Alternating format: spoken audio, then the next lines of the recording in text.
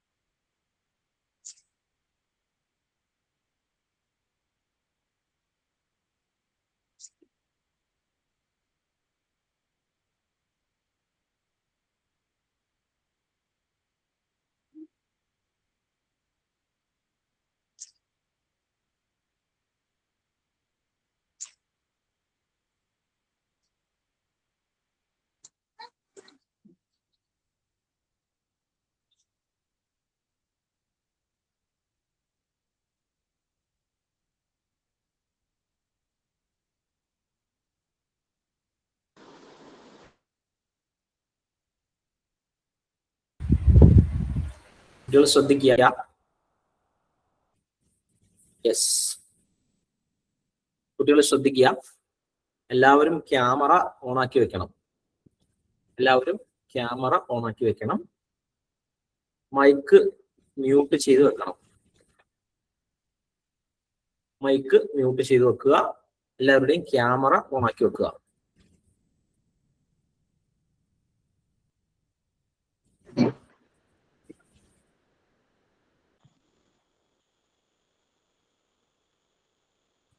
ഓണാക്കാൻ പറഞ്ഞില്ല.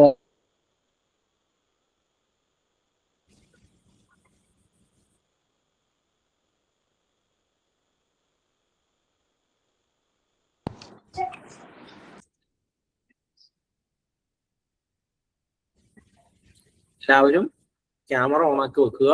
Mic mute ചെയ്ത് വെക്കുക.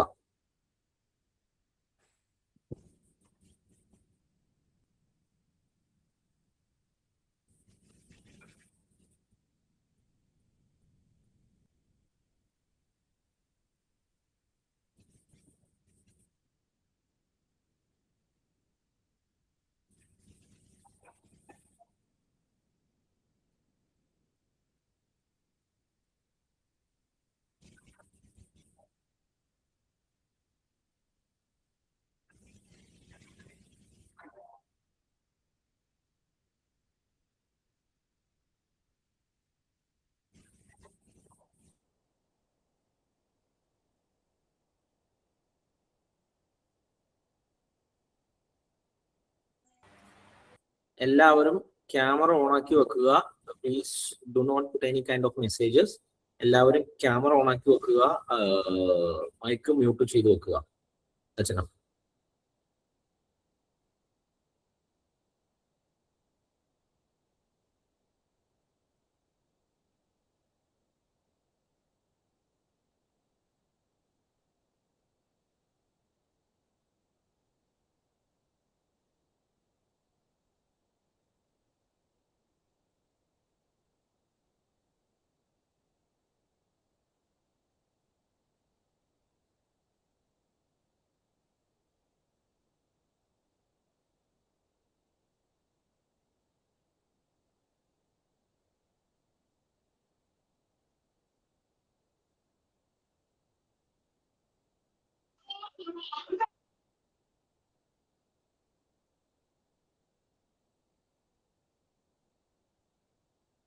Yes, good evening.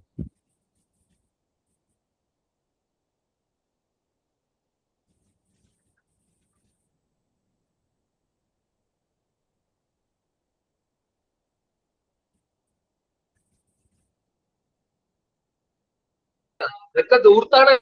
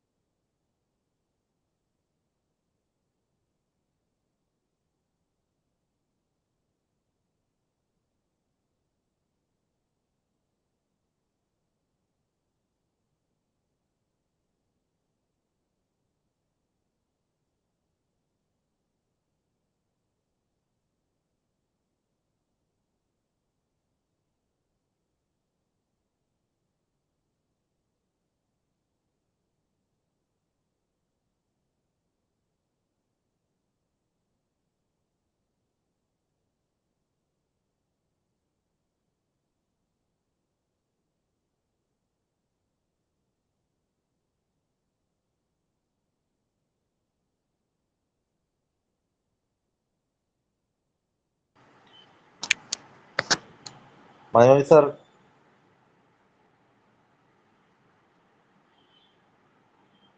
Hello Manoj sir, കേൾക്കാമോ?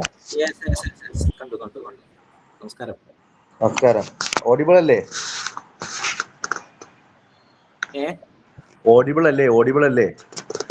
കേൾക്കുന്നുണ്ട്. ഉണ്ട്. Yes, sir. Yes, sir. Yes, sir.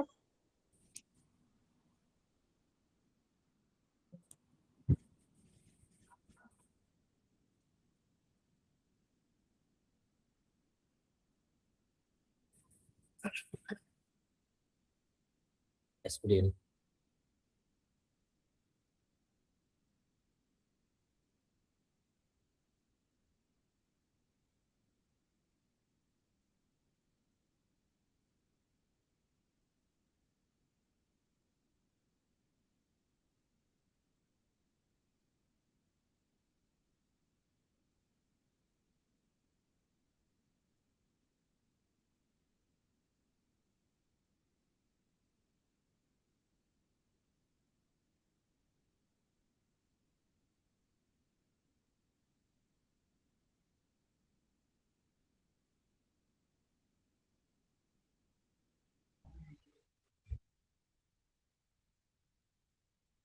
ആരാണ് ഹാൻഡ് റേസ് ചെയ്തിട്ടുള്ളത്?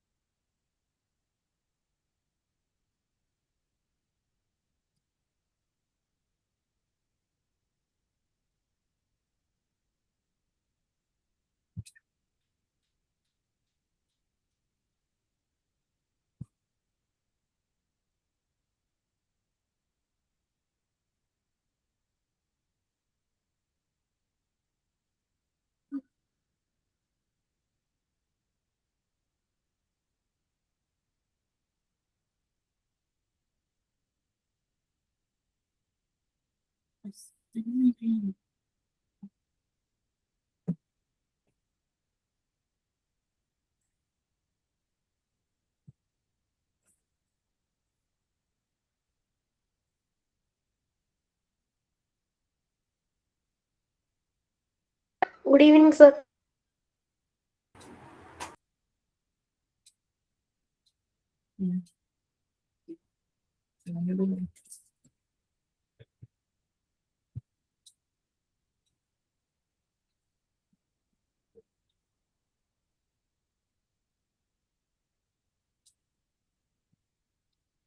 Good evening, children.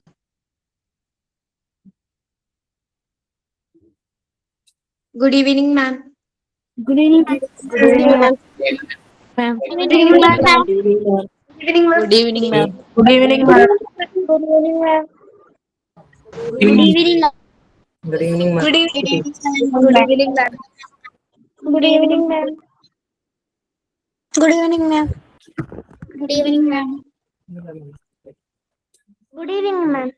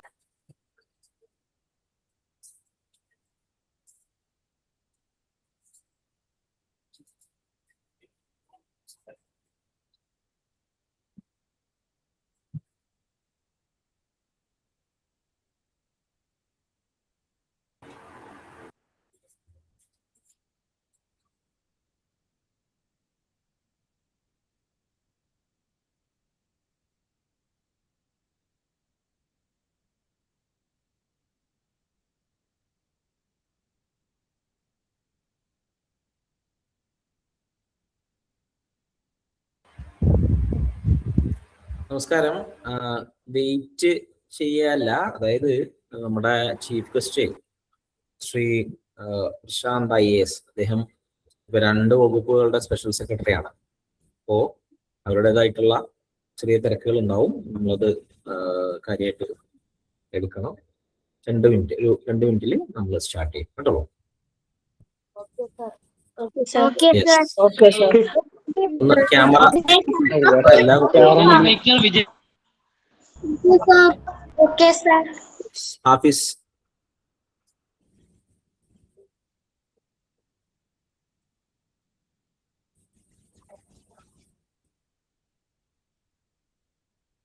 എന്തേലും പറഞ്ഞോ?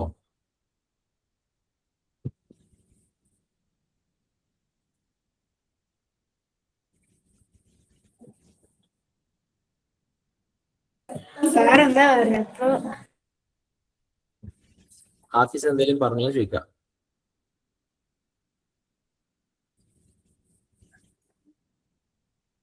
ഓക്കെ, ഇദ്ദേഹം വരും. 2 മിനിറ്റ് സ്റ്റാർട്ട് ചെയ്യാം. ഓക്കെ സ്റ്റാർട്ട് ചെയ്യുന്ന പറഞ്ഞാൽ എല്ലാം കേൾക്കണം. ഫേസ്ബുക്ക് തോന്നിയിരിക്കുന്ന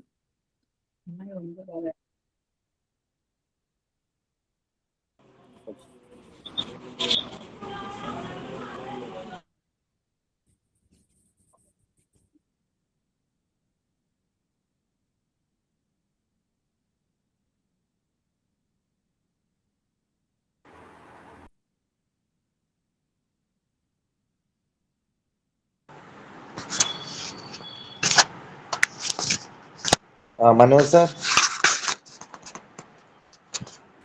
നമസ്കാരം. നമസ്കാരം. സാർ ഇപ്പോൾ ജോയിൻ ആവുന്നുണ്ട്. ഓക്കെ നമുക്ക് തുടങ്ങാം. ഔപചാരികമായിട്ട് തുടങ്ങിക്കോളൂ. സാർ ഇപ്പോൾ ജോയിൻ ആവും. Okay secretary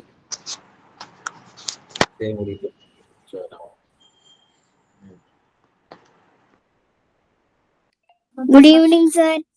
Yeah, good evening. Good evening. Good evening, sir. Good evening, sir. Good evening, sir.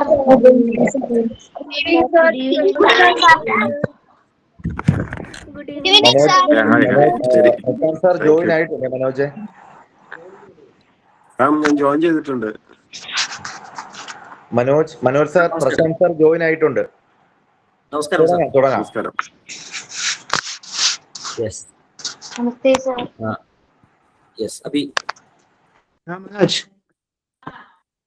Good evening everyone. 2019 trust establish ചെയ്ത് ഇന്ന് നമ്മുടെ സ്വാധ്യായ ബാച്ചിന്റെ 5ാമത്തെ ബാച്ചിന്റെ ഇനോഗ്രേഷൻ ആണ്. അപ്പോ ഈ പരിപാടിയുടെ ഔദ്യോഗികമായിട്ടുള്ള സ്വാഗതം ആശംസിക്കുക എന്നുള്ളതാണ് എന്നെ ഏൽപ്പിച്ചിട്ടുള്ള കർത്തവ്യം. അപ്പോ എല്ലാവരുടെയും സമ്മതത്തോടു കൂടി കടക്കട്ടെ. ഈ പരിപാടിയുടെ അധ്യക്ഷനായി സ്വാമി വിവേകാനന്ദ ട്രസ്റ്റിന്റെ മാനേജിംഗ് ട്രസ്റ്റി ആയിട്ടുള്ള ഡോക്ടർ മനോജ് ദത്തൻ സാറിനെ ആദ്യമായി സ്വാഗതം ചെയ്യുന്നു. അടുത്തതായി ഈ പരിപാടിയുടെ ഉദ്ഘാടനം ചെയ്യുന്നതിനായി ഇവിടെ എത്തിച്ചേർന്നിരിക്കുന്ന ശ്രീ പ്രശാന്ത് നായർ IAS സർ, ഈ പരിപാടിയിലേക്ക് ബഹുമാനപൂർവ്വം സാറിനെ സ്വാഗതം ചെയ്യാണ്. Thank you. അടുത്തതായി ഈ പരിപാടിയുടെ ആശംസ അറിയിക്കുന്നതിനായി Swami Vivekananda charitable trust for cultural and scientific റിസർച്ചിന്റെ അധ്യാപകനായ ബൽറാം സാറിനെയും സ്വാഗതം ചെയ്യുന്നു. അവസാനമായി ഈ പരിപാടിയെ നന്ദി അറിയിക്കുന്നത് സെക്രട്ടറിയായ Swami Vivekananda trust secretary doctor Shibu Balakrishnan സാറിനെ ഈ പരിപാടിയിലേക്ക് സ്വാഗതം ചെയ്യുന്നു. ആദ്യമായി അധ്യക്ഷ പ്രസംഗത്തിനായി ഡോക്ടർ മനോജ് ദത്തൻ സാറിനെ ക്ഷണിക്കുന്നു. Sir please.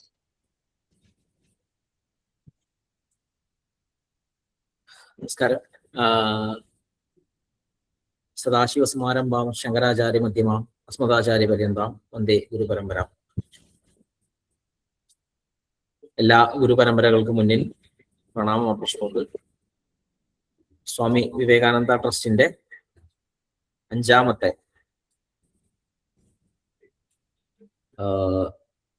ബാച്ച്, അതായത് സ്വാധ്യായ 10 വർഷം നീണ്ടു നിൽക്കുന്ന വിവേകാനന്ദ ട്രസ്റ്റ് നടത്തുന്ന പരിപാടിയുടെ 5ാമത്തെ ബാച്ച് സ്വാധ്യായയുടെ എൻട്രൻസ് പരീക്ഷയും അതിന്റെ മെയിൻസ് പരീക്ഷയും എല്ലാം കഴിഞ്ഞിരിക്കുകയാണ്. അതിന്റെ ഔദ്യോഗിക ഉദ്ഘാടനത്തിൽ എത്തിയിരിക്കുകയാണ്. 200 കുട്ടികളെ ആകെ സെലക്ട് ചെയ്യുന്നതിൽ ആദ്യം വരുന്ന 25 കുട്ടികൾക്ക് പൂർണ്ണമായിട്ടും സൗജന്യമായിട്ടും ഈ കോഴ്സ് ഡിസൈൻ ചെയ്ത് നിലവിൽ 6000-ഓളം കുട്ടികൾ പഠിച്ചുകൊണ്ടിരിക്കുന്ന സ്വാമി വിവേകാനന്ദ ട്രസ്റ്റിന്റെ സിവിൽ സർവീസസിന്റെ ഈ ഉദ്യമത്തിലേക്ക് വലിയ സന്തോഷമുണ്ട്. ഇത്തരത്തിലൊരു പ്രോഗ്രാം നമുക്ക് സംഘടിപ്പിക്കാൻ സാധിച്ചതിൽ. സ്വാമി വിവേകാനന്ദ ട്രസ്റ്റ് 2019 എസ്റ്റാബ്ലിഷ് ചെയ്യുന്ന സമയത്ത് അതിന്റെ ഏറ്റവും ഉദ്ദേശ ലക്ഷ്യങ്ങളിൽ പ്രധാനപ്പെട്ടത് ദോസ് ഹു ഫിനാൻഷ്യലി ബാക്ക്വേർഡ് ആയിട്ടുള്ള എന്നാൽ പഠിക്കാനായിട്ടുള്ള അക്കാഡമിക്കൽ ക്വാളിഫിക്കേഷൻസ് ഉള്ള ഡിഗ്രി കഴിഞ്ഞിട്ടുള്ള കുട്ടികളും അടുത്ത നെക്സ്റ്റ് ഇയറിൽ സിവിൽ സർവീസസിന് അപ്പിയർ ചെയ്യുന്ന കുട്ടികൾക്കും അതേപോലെ തന്നെ ചെറിയ കുട്ടികളെ തൊട്ടിട്ട് അവരെ പഠിപ്പിച്ച് കൊണ്ടുവരുന്ന ഒരു രീതിയും 2019 തുടങ്ങുകയുണ്ടായിട്ടുണ്ട്. ബഹുമാന്യനായിട്ടുള്ള ടി പി ശ്രീനിവാസൻ സാറ് ആദ്യമായിട്ട് ഉദ്ഘാടനം ചെയ്തു. പിന്നീട് സ്വർജൻ കുമാർ സാർ ഉൾപ്പെടെയുള്ള മഹത് വ്യക്തിത്വങ്ങള്, പ്രശാന്ത് സാറ് ഉൾപ്പെടെയുള്ള ആളുകൾ വന്ന് നമ്മുടെ ഈ ഒരു ഇൻസ്റ്റിറ്റ്യൂഷനിൽ വരുമ്പോൾ വലിയ സന്തോഷം തന്നെയാണ് ഉള്ളത്. ഇനിയും ഒരുപാട് മുന്നോക്കി പോവാനായിട്ട് ഭഗവാൻ ശ്രീരാമകൃഷ്ണനും സ്വാമി വിവേകാനന്ദനും അനുഗ്രഹിക്കട്ടെ എന്ന് പ്രാർത്ഥിക്കുന്നു. ജാതി, മത, വർണ്ണ, വർഗ, ഭാഷയ്ക്ക് അതീതമായിട്ട് എല്ലാ ഭാരതീയരും ഒന്നാണ് എന്ന് ചിന്തിക്കുന്ന വിവേകാനന്ദന്റെ ആശയങ്ങൾക്ക് മുൻതൂക്കം നൽകുന്ന ട്രസ്റ്റ് പല വിധത്തിൽ നടക്കുന്ന പ്രോഗ്രാമിന്റെ ഏറ്റവും പ്രധാനപ്പെട്ട പ്രോഗ്രാമാണ് സിവിൽ സർവീസ് കോച്ചിങ് എന്നുള്ളത്. അതില് പ്രകാശ് ഖൻപാൽ സാർ ഉൾപ്പെടെയുള്ള സുബ്രരഞ്ജൻ മാം ഉൾപ്പെടെയുള്ള ആളുകൾ നമ്മൾ പങ്കെടുപ്പിക്കാനായിട്ട് സാധിച്ചിട്ടുണ്ട്. അത് വലിയൊരു എന്താ പറയാ, നമുക്കൊരു അനുഗ്രഹമായിട്ട് തന്നെ കണക്കാക്കുന്നു. ഇന്നീ വേദിയിൽ നമുക്ക് ഇത്തരത്തിലൊരു പ്രോഗ്രാം സംഘടിപ്പിക്കാനായിട്ട് എല്ലാവിധ എന്താ പറയാ സപ്പോർട്ടുകൾ നൽകിയത് നമ്മുടെ റാം സാറാണ്. അതിൻ്റെ ഒപ്പം തന്നെ പ്രശാന്ത് സാറും വളരെ സന്തോഷം വന്ന് നമ്മുടെ ഈ പ്രോഗ്രാമിൽ എത്തിയതിൽ എല്ലാവർക്കും സ്വാമി വിവേകാനന്ദ ട്രസ്റ്റിന്റെ പേരിൽ എനിക്കൊരു പേഴ്സണൽ ആയിട്ടുള്ളൊരു നന്ദി പ്രശാന്ത് സാറിനോട് അറിയിക്കുകയാണ്. കൂടുതൽ ദീർഘിപ്പിക്കുന്നില്ല. കുറേ ദിവസങ്ങളായി നടന്നുകൊണ്ടിരിക്കുന്ന ഒരു എക്സാമിനേഷൻസ്, മെയിൻസ്, ഇന്റർവ്യൂ, പ്രിലിംസ് എന്നൊക്കെ പറഞ്ഞ് നടന്നുകൊണ്ടിരിക്കുന്ന ഏകദേശം 6000-ഓളം കുട്ടികൾ പരീക്ഷ എഴുതുകയും അതിൽ 600-ഓളം കുട്ടികൾ പ്രിലിംസിന് ക്വാളിഫൈ ചെയ്യുകയും അതിൽ നിന്ന് 200-ഓളം കുട്ടികളെ മാത്രം എടുത്ത് പഠിപ്പിക്കാനായിട്ടാണ് നമ്മൾ സ്വാധ്യായയിൽ ഉദ്ദേശിക്കുന്നത്.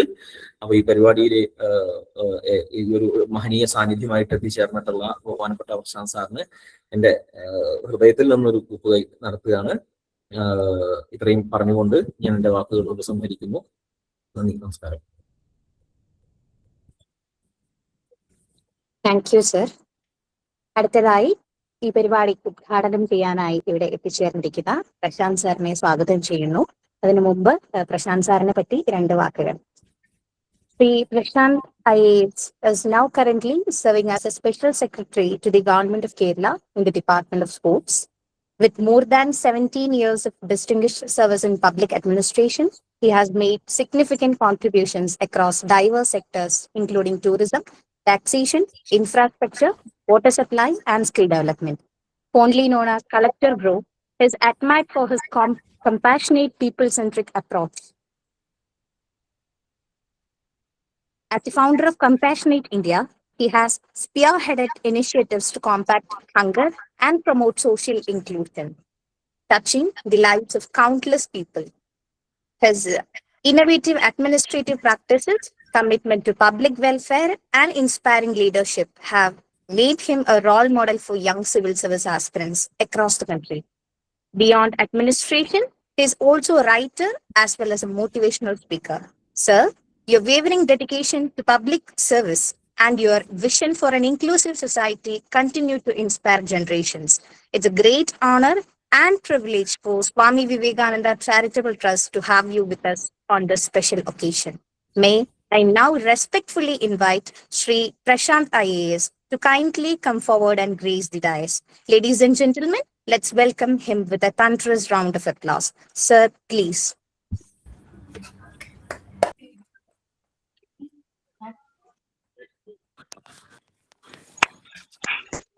Thank you. ആദ്യം തന്നെ ഇവിടെ ഒത്തുകൂടിയ എല്ലാവർക്കും നമസ്കാരം. ഞാൻ ഒരു അത്യാവശ്യം തിരക്കിനിടയിലായി പോയി ഇന്നത്തെ ദിവസം. അതുകൊണ്ട് അൺഫോർച്ചുനേറ്റ്ലി അധികം സമയം ചെലവഴിക്കാനുള്ള ഒരു സാഹചര്യം ഇല്ല. ഒരു 5 മിനിറ്റ് എന്ന് പറഞ്ഞ് ഞാൻ ഇങ്ങോട്ട് മാറിയിരുന്നിട്ടാണ് ഇപ്പൊ ലൈവിൽ കയറിയത്. ഇപ്പൊ ഞാൻ കയറിയിട്ട് 5 മിനിറ്റായി. സോ വളരെ ചുരുക്കി സംസാരിച്ചിട്ട് ഇവിടെ വാങ്ങാൻ ആണ് ഇപ്പൊ സാഹചര്യം പറയുന്നത്. സോ ഉള്ള സമയം എനിക്ക് തോന്നുന്നത് എന്തെങ്കിലും ചോദിക്കാനുണ്ടെങ്കിൽ ചോദിച്ചിട്ട് അതിന് 2-3 ചോദ്യങ്ങൾ സംസാരിച്ചിട്ട് വിടുന്നതായിരിക്കും. കാരണം വേറെ ഒരു മീറ്റിംഗ് നടന്നുകൊണ്ടിരിക്കുകയാണ്. So I have to get back. Okay, so the stage is yours actually. You can ask something and I'll be happy to interact with you.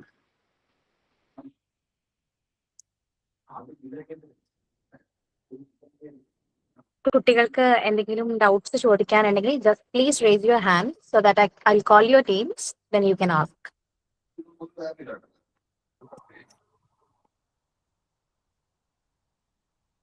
Okay, Devapriya Rajesh.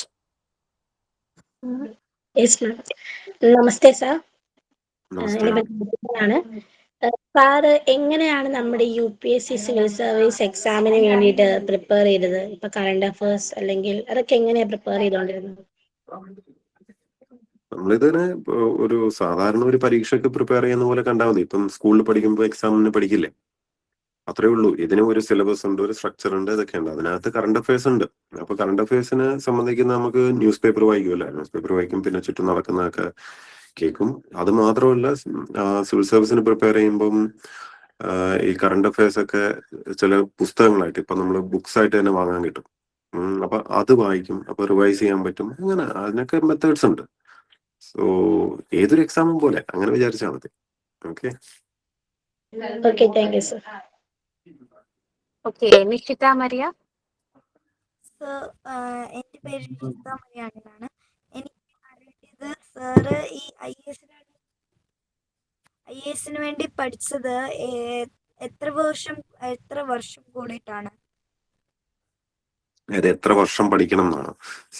Civil service എന്ന് പറഞ്ഞു കഴിഞ്ഞാൽ ഡിഗ്രി കിട്ടിക്കഴിഞ്ഞാൽ നിങ്ങൾക്ക് എപ്പോ വേണമെങ്കിലും എഴുതാം.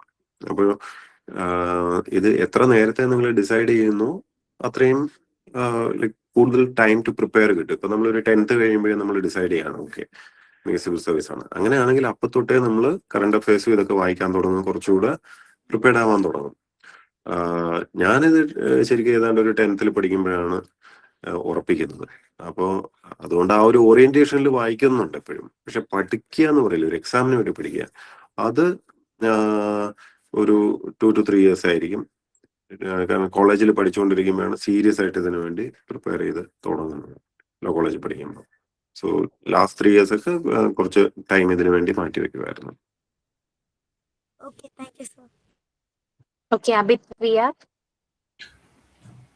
Sir, my name is Abith Viya. Sir, എനിക്ക് ചോദിക്കാനുള്ളത്, ഇപ്പോൾ നമ്മളിപ്പോ സിവിൽ സർവീസിന് പോകാൻ തീരുമാനിച്ചു കഴിഞ്ഞാൽ, ഇപ്പൊ +2 ഞാനിപ്പോ സയൻസ് സ്ട്രീമാണ് എടുത്തത്. അപ്പോ ഇനിയിപ്പോ ഞാൻ കോളേജിലേക്ക് പോകുന്ന സമയത്ത് സിവിൽ സർവീസുമായി ബന്ധപ്പെട്ട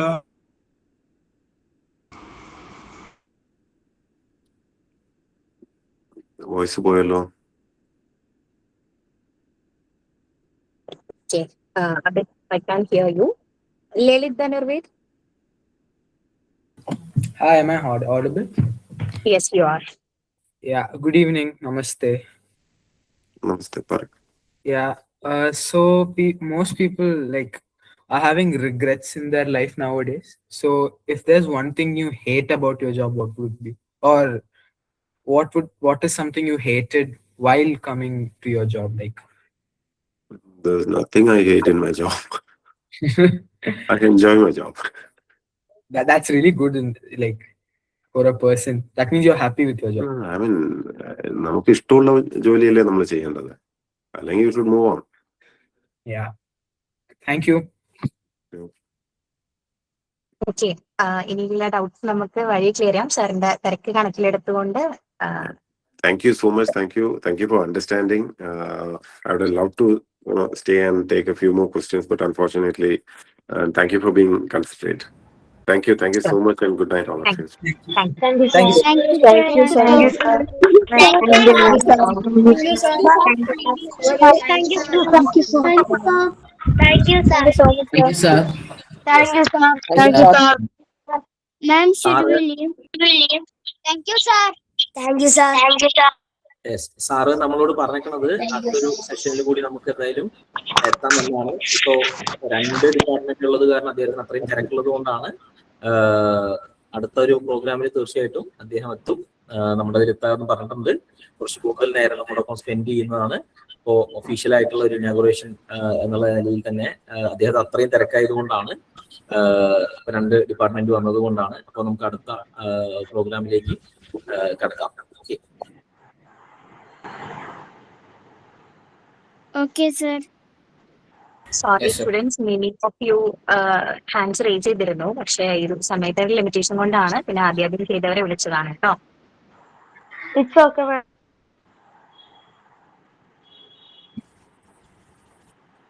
Yes, Balram.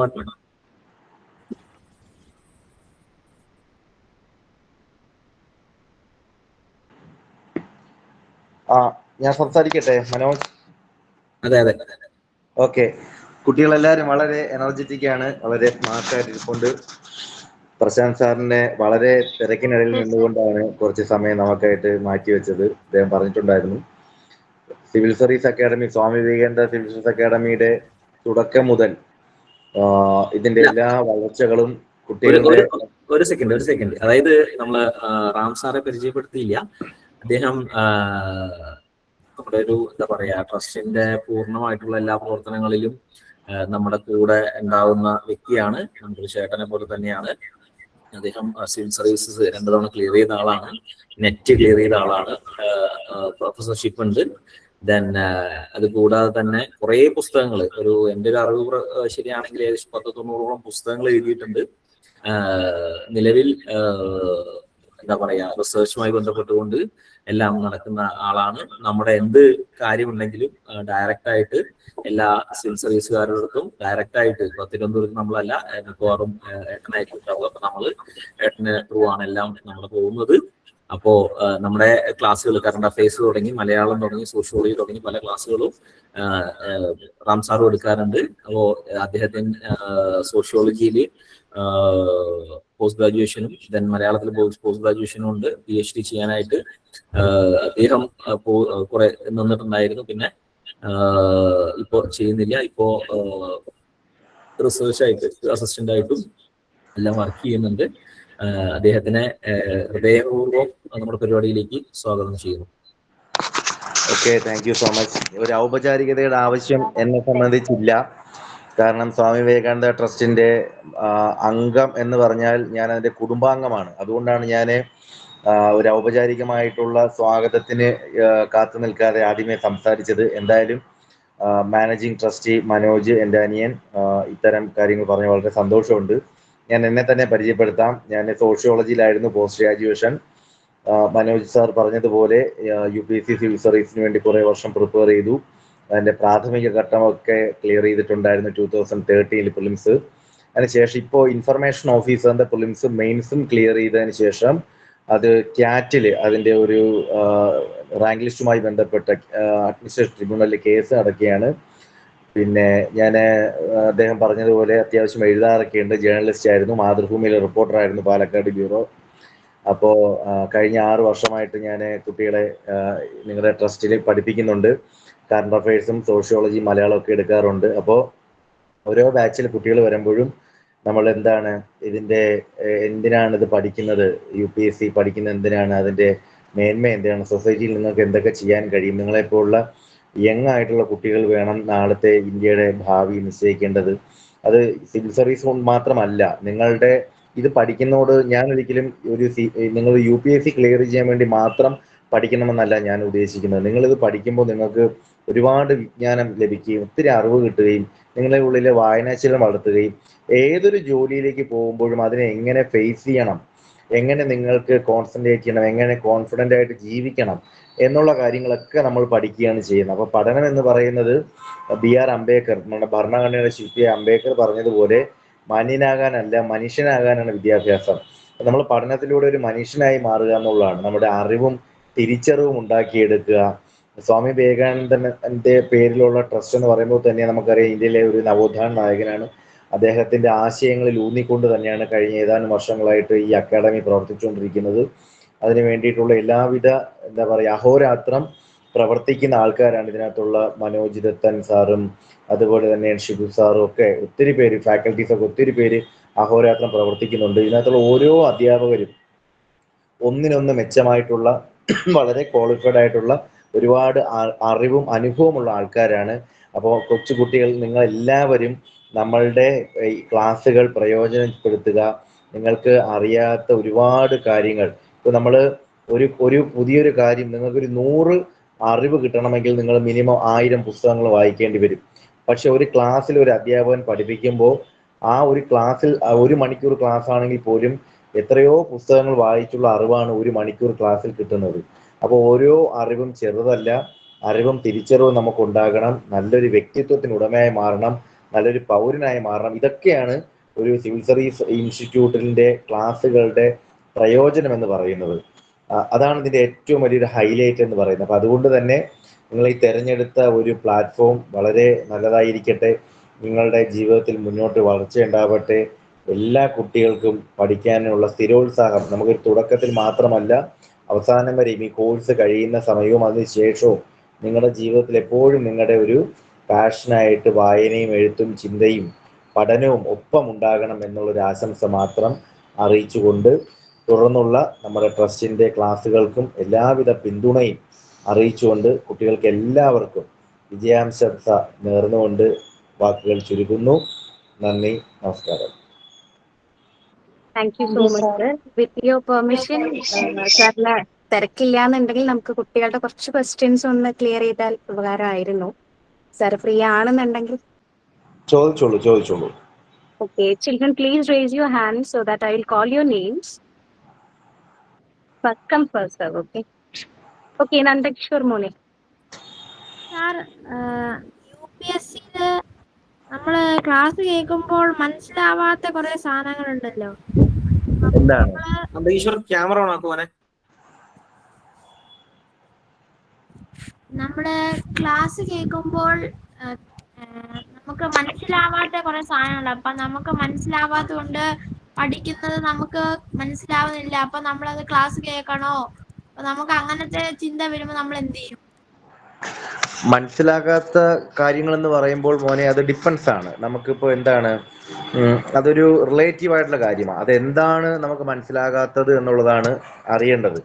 എന്തിനെ കുറിച്ചുള്ളതാണ്? ഇപ്പോൾ ഹിസ്റ്ററി, ചരിത്രവുമായി ബന്ധപ്പെട്ട വിഷയമാണോ, അല്ലെങ്കിൽ സാഹിത്യവുമായി ബന്ധപ്പെട്ട വിഷയമാണോ, അല്ലെങ്കിൽ കോൺസ്റ്റിറ്റ്യൂഷൻ ഭരണഘടനയുമായി ബന്ധപ്പെട്ട വിഷയമാണോ, കറണ്ട് അഫയേഴ്സുമായി ബന്ധപ്പെട്ട വിഷയമാണോ? ഏത് കാര്യത്തിനാണ് നമുക്ക് സംശയം ഉണ്ടാകുന്നത് ആ കാര്യം നിങ്ങൾക്ക് മനസ്സിലാകുന്ന തരത്തിൽ പറഞ്ഞ് ക്ലിയർ ചെയ്ത് തരിക, നിങ്ങളെ കൺവിൻസ് ചെയ്യിക്കുക എന്നുള്ളതാണ് ഒരു ഫാക്കൽറ്റീൻ്റെ ലക്ഷ്യം. അപ്പൊ എന്താണ് ഡൗട്ട് എന്ന് അറിഞ്ഞാൽ മാത്രമല്ലേ നമുക്ക് അതിൻ്റെ ഒരു മറുപടി പറയാൻ പറ്റുള്ളൂ. ചോദ്യം എനിക്കത് മനസ്സിലായി, പക്ഷെ അത് കൺവിൻസ് ചെയ്യിക്കണമെങ്കിൽ എന്ത് ഡൗട്ടാണെന്നുള്ളത് നമുക്ക് അറിയണം. ഒരു കാര്യം നിങ്ങൾ എപ്പോഴും മനസ്സിലാക്കേണ്ടത്, ടീച്ചേഴ്സ്, ഞാൻ ഉൾപ്പെടെയുള്ള ടീച്ചേഴ്സ്, ഞാൻ എപ്പോഴും ക്ലാസ്സിൽ പറയുന്നൊരു കാര്യമുണ്ട്. ഒരാൾ ജീവിതത്തിൽ പഠിക്കുന്നത് എപ്പോഴാണ് എന്ന് ചോദിച്ചാൽ അത് ഒരൊറ്റ ഉത്തരമേ ഉള്ളൂ. ഒരാൾ ലൈഫിൽ പഠിക്കുന്നത് എപ്പോഴാണെന്ന് ചോദിച്ചാൽ മറ്റൊരാളെ പഠിപ്പിക്കുമ്പോഴാണ്. കാരണം തെറ്റ് പറഞ്ഞു കൊടുക്കാൻ പാടില്ല, അല്ലേ? അപ്പോൾ നമ്മൾ പഠിച്ചതിന് ശേഷമാണ് പല കാര്യങ്ങളും പറഞ്ഞു തരുന്നത്. ഇനി നിങ്ങളെ ക്ലാസ്സിൽ പഠിപ്പിക്കുമ്പോൾ നിങ്ങൾ എന്തെങ്കിലും, ഇപ്പോൾ ഫോർ എക്സാമ്പിൾ ഈ അടുത്ത കാലത്ത് വന്നൊരു കറണ്ട് അഫയേഴ്സ് ഉണ്ട്, നമ്മുടെ സുനിത വില്യംസ്, ബഹിരാകാശ യാത്രയ്ക്ക് പോയ സുനിത വില്യംസ് ഇവിടുന്ന് സ്പേസിൽ പോകുന്ന സമയത്ത് അവർക്ക് ഏറ്റവും ഇഷ്ടപ്പെട്ട ഒരു ഭക്ഷണം കൊണ്ടുപോകാൻ സാധിച്ചില്ല. എന്തായിരുന്നു ആ ഭക്ഷണം എന്നൊരു ചോദ്യം ഉണ്ടായിരുന്നു കറണ്ട് അഫയേഴ്സിന്. അത് ഹിന്ദു പത്രം വായിച്ചാൽ മാത്രമേ നമുക്കത് കിട്ടുള്ളൂ. ഇങ്ങനെയൊക്കെയുള്ള ക്വസ്റ്റ്യൻസ് ഇപ്പോൾ ഫാക്കൽറ്റീസ് ക്ലാസ് എടുക്കുമ്പോൾ ചിലപ്പോൾ നമ്മൾ ആ കറണ്ട് അഫയേഴ്സ് നമ്മൾ മനസ്സിലാക്കി കാണില്ല. ക്ലാസ്സിന് മുൻപ് നമ്മൾ ചിലപ്പോൾ അത് വിട്ടുപോയിട്ടുണ്ടാവാം. അപ്പം അങ്ങനെ ഒരു ചോദ്യം ഇപ്പോൾ ക്ലാസ്സിൽ ചോദിക്കുകയാണെങ്കിൽ ഒരു പക്ഷേ എനിക്കത് ഉത്തരം അറിയില്ലെങ്കിൽ ഞാൻ എന്ത് പറയും? ഞാൻ റെഫർ ചെയ്തതിന് ശേഷം നിങ്ങൾക്ക് പറഞ്ഞു തരാം എന്നല്ലേ പറയാൻ പറ്റുള്ളൂ. അങ്ങനെയാണ് ചില കാര്യങ്ങൾ. അപ്പോൾ നിങ്ങളുടെ സംശയത്തിന്റെ ഗ്രാവിറ്റി അനുസരിച്ച് മാത്രമാണ് നമുക്ക് എന്ത് ചെയ്യാൻ പറ്റും, നിങ്ങളെ കൺവിൻസ് ചെയ്യാൻ പറ്റത്തുള്ളൂ. അത് ഏതൊരു ടീച്ചേഴ്സിനും അതാണ് അതിന്റെ പരിമിതി. മനസ്സിലായോ? നമ്മള് സബ്ജക്ട് നമ്മള് ആദ്യമായിട്ടാണല്ലോ പഠിക്കുന്നത്. ഇതെല്ലാം അതിന്റെ കുറിച്ച് എല്ലാം നമ്മൾ ആദ്യമായിട്ടാണല്ലോ കേൾക്കുന്നത്. അപ്പൊ നമുക്കൊന്നും മനസ്സിലാവില്ലല്ലോ പറയുമ്പോ. അത് ആ സബ്ജക്റ്റ് നമ്മൾ എടുക്കുമ്പോഴത്തേക്കും മനസ്സിലാകുന്ന തരത്തിൽ പഠിപ്പിക്കാനാണ് പരമാവധി ശ്രമിക്കുന്നത്. അത് ഓരോ സബ്ജക്റ്റും പഠിച്ചാലല്ലേ മനസ്സിലാവുള്ളൂ. ഫോർ എക്സാമ്പിൾ ഇപ്പോൾ ചരിത്രം, ഹിസ്റ്ററിയെ കുറിച്ച് നമ്മൾ പറയുകയാണ്. ഹിസ്റ്ററിയെ കുറിച്ച് നമ്മൾ പറയുമ്പോൾ ഹിസ്റ്ററി എന്ന സബ്ജക്റ്റ് എന്താണ് എന്ന് ആദ്യം പറയും. ആദ്യം നമ്മൾ ഹിസ്റ്ററി എന്ന വിഷയം എങ്ങനെ ഉണ്ടായി, അതിന്റെ ഹിസ്റ്ററിയുടെ ഹിസ്റ്ററി എന്താണെന്നാണ് ആദ്യം പറയുന്നത്. ഒരു ചെറിയ ഉദാഹരണം ഒരു ക്ലാസ് ആയിട്ട് പറയുകയാണെങ്കിൽ 1 മിനിറ്റിൽ ഞാൻ പറയുകയാണെങ്കിൽ ഹിസ്റ്ററി എന്ന് പറഞ്ഞാൽ എന്താണ്? Reproducing the past events in the present for the future. അതായത് ഭൂതകാല വിവരങ്ങളെ, കഴിഞ്ഞു പോയ കാര്യങ്ങളെ വർത്തമാനകാലത്തിൽ നമ്മുടെ ഇന്നത്തെ കറണ്ട് ആയിട്ടുള്ള കാലഘട്ടങ്ങളിൽ ഭാവിയിലേക്ക് വേണ്ടി പഠിക്കുന്നതാണ് ചരിത്രം. നമ്മൾ എന്തിനാ ഹിസ്റ്ററി പഠിക്കുന്നത്? ഫ്യൂച്ചറിലെ കാര്യങ്ങൾ, ഫ്യൂച്ചറിന് വേണ്ടിയിട്ടാണ് പാസ്റ്റിലെ കാര്യങ്ങൾ പഠിക്കുന്നത്. ഇപ്പൊ ഹിസ്റ്ററി എന്ന് പറയുന്ന സബ്ജക്റ്റ് വന്നത് എവിടുന്നാണ്? ഗ്രീക്കിൽ നിന്നാണ്. ഗ്രീക്കുകാരാണ് ഹിസ്റ്ററി എന്ന വിഷയം കൊണ്ടുവരാൻ കാരണം. കാരണം അവർക്ക് ഹിസ്റ്ററി എന്ന വിഷയത്തിനോട് വലിയ താല്പര്യമായിരുന്നു. ചരിത്രം അന്വേഷിക്കാനും പഠിക്കാനൊക്കെ അവർ ഭയങ്കര താല്പര്യമായിരുന്നു.